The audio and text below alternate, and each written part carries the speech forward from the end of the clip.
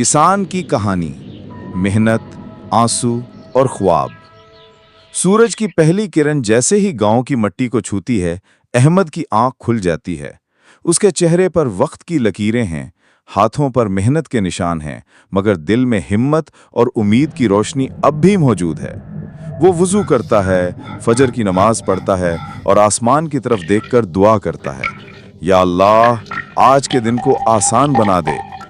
खेतों की तरफ जाते हुए उसके कदमों तले ठंडी शबनम की नमी है, लेकिन दिल में आने वाले दिन की भारी जिम्मेदारियां।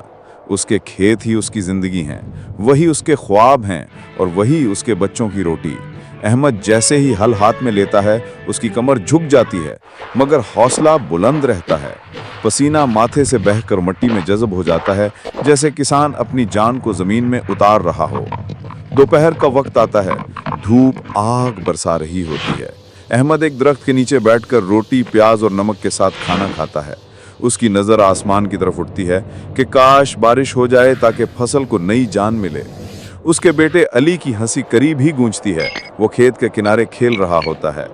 बेटे की मासूम मुस्कुराहट अहमद के दिल को सहारा देती है कि मेहनत का सिला मिलेगा, चाहे देर से ही सही।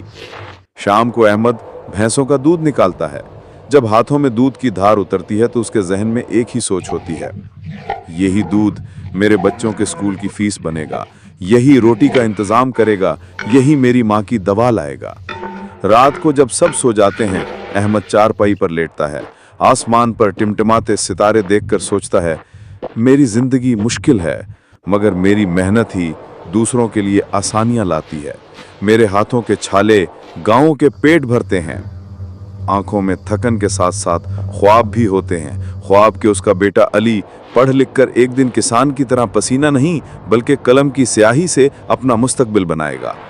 अहमद नींद में डूब जाता है और सुबह एक बार फिर उसे जगाने के लिए सूरज